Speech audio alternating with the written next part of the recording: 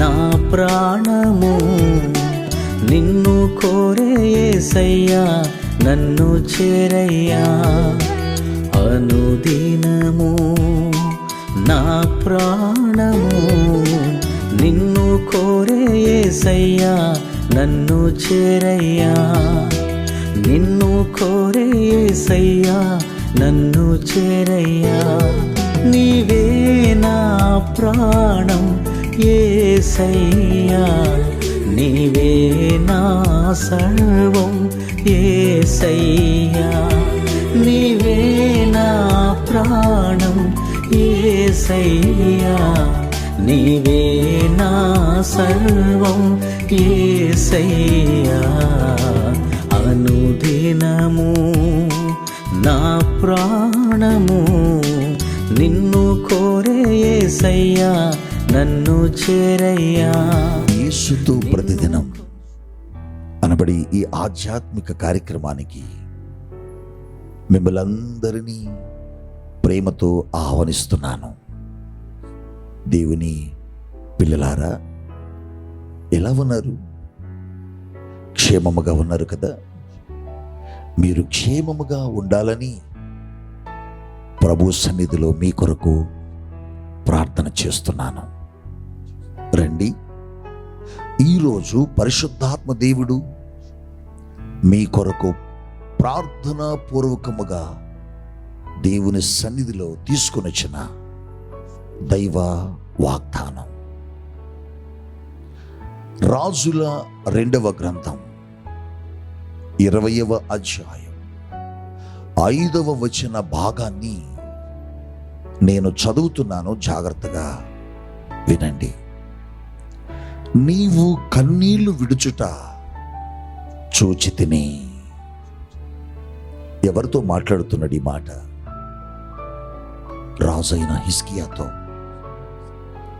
భక్తుడైన హిజ్కియాతో, దేవుని సన్నిధిలో యథార్థంగా రాజ పరిపాలన చేసినటువంటి రాజైన హిజ్కియాతో. ఒక రోజున హిజ్కియా ఒక భయంకరమైనటువంటి వ్యాధికి, రోగానికి గురి అయ్యి చనిపోయే పరిస్థితుల్లోకి వెళ్ళిపోయాడు.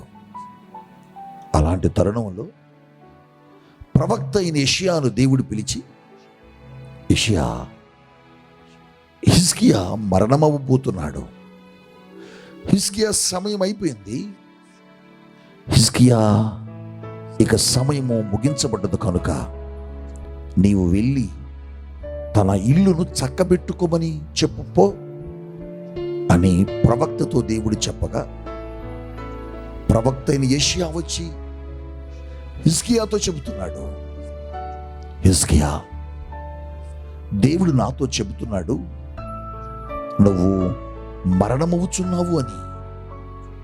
అందుకోసమే ఇక నీ ఇల్లు చక్కబెట్టుకో అని యెషయా హిజ్కియాతో చెప్పగా, ఒక్కసారిగా హిజ్కియా గుండె పగిలిపోయి, హిజ్కియా హృదయమంతా కూడా కలత చెంది గోడకు వరికి దేవుని సన్నిధిలో ప్రార్థన చేస్తున్నాడు.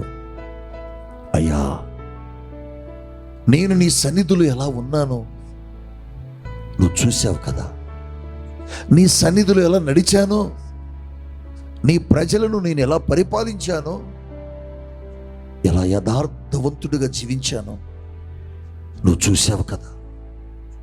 నన్నొక్కసారి జ్ఞాపకము చేసుకోయా అని కన్నీరు కార్చి ఏడుస్తున్నాడు. దేవుని సేవకుడు, దేవుని ప్రజలను పరిపాలించినటువంటి ఒక నాయకుడు, దేవుని సన్నిధిలో యథార్థంగా పెరిగినటువంటి ఒక వ్యక్తి కన్నీరు కార్చి ఏడుస్తూ ప్రార్థిస్తుంటే ఆ కన్నీరుని దేవుడు చూస్తున్నాడు. దేవుడు చూసి ప్రవక్తతో మరలా చెబుతున్నాడు, యెషయా, హిజ్కియా కన్నీరు విడవటం నేను చూశానయ్యా, హిజ్కియా బాధను నేను గ్రహించానయ్యా. నువ్వు తిరిగి వెళ్ళి హిజ్కియాతో చెప్పు, నీకు దేవుడు తిరిగి మరల 15 సంవత్సరాల ఆయుష్ను పెంచుతున్నాడు. నీవు కన్నీరు కార్చటం దేవుడు చూచాడట. హిజ్కియా అని చెప్పు అని తిరిగి వెళుతున్నటువంటి ప్రవక్తతో ఈ కబురు పంపి మరలా యెషయాను హిజ్కియా దగ్గరకు దేవుడు పంపాడు. నిజమే నాన్న, హిజ్కియా కన్నీరు విడవటం దేవుడు చూచి తిరిగి తన ఆయుష్ను పెంచాడు. ఒక భక్తుడు కన్నీరు కారుస్తుంటే దేవుడు చూస్తూ ఉండేవాడు కాదు. ఒక ప్రార్థన పరుడు కన్నీరు కారిస్తే దేవుడు చూసి తప్పుకొని వెళ్ళిపోయే దేవుడు కాదు. ఈ రోజున నువ్వు కూడా నీ పరిస్థితులను బట్టి కన్నీరు కారుస్తున్నావా? నీ భక్తి జీవితంలో ఎదురవుతున్న సమస్యలను బట్టి కన్నీరు కారుస్తున్నావా?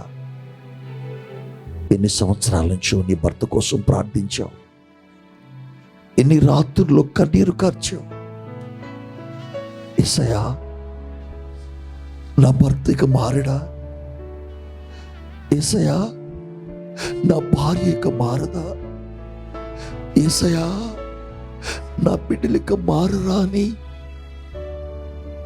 నువ్వెన్ని రోజులు కన్నీరు కార్చావు, నువ్వెన్ని రోజులు దుఃఖపడ్డావు, నువ్వెన్ని రోజులు కన్నీటితో దేవుని సన్నిధిలోకి వచ్చావు.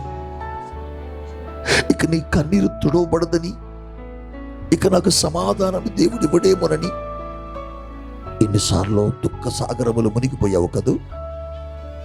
ఈరోజు నీ కుటుంబం కోసం విడిచిన కన్నీరును దేవుడు చూస్తున్నాడు.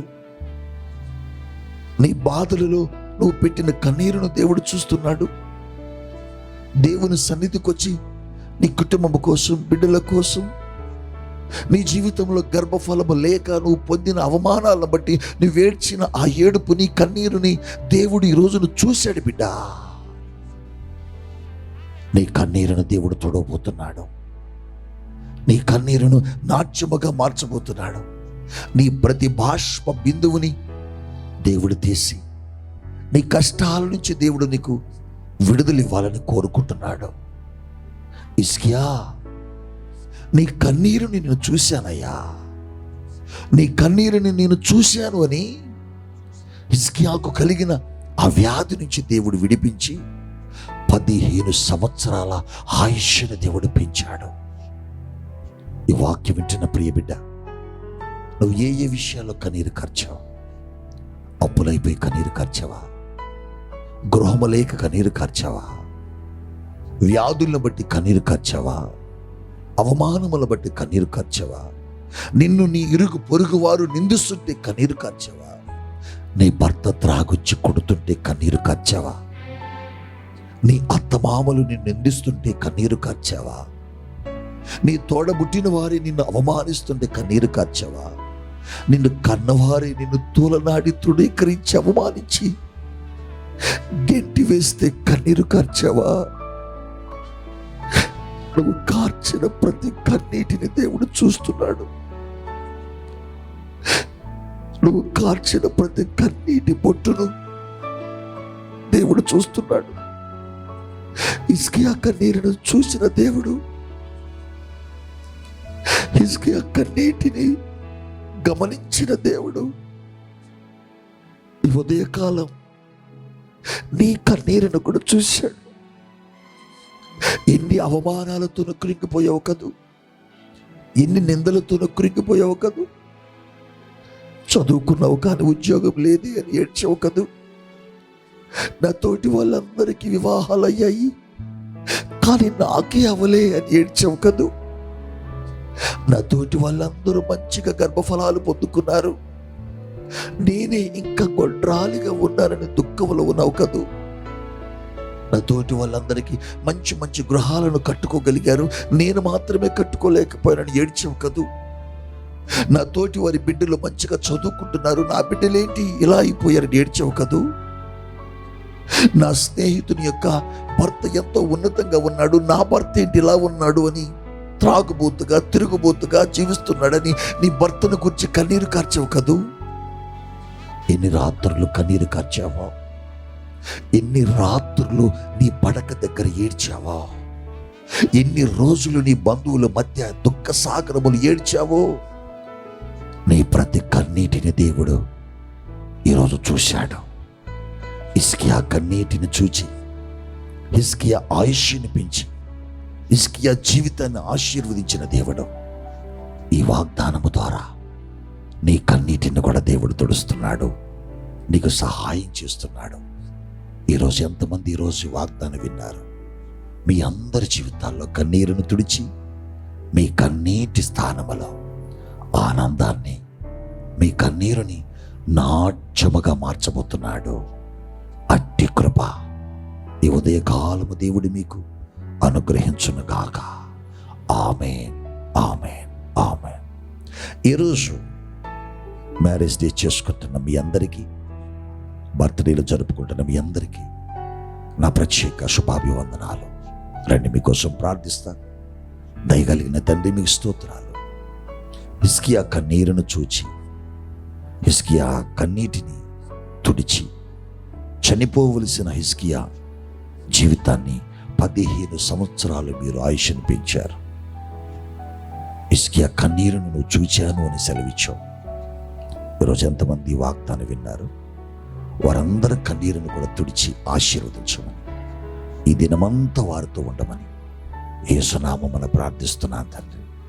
ఆమేన్, ఆమేన్, ఆమేన్. May God bless you. దేవుడు మిమ్మల్ని దీవించును గాక. అనుదినము నా ప్రాణము నిన్ను కోరే యేసయ్యా, నన్ను చేరయ్యా.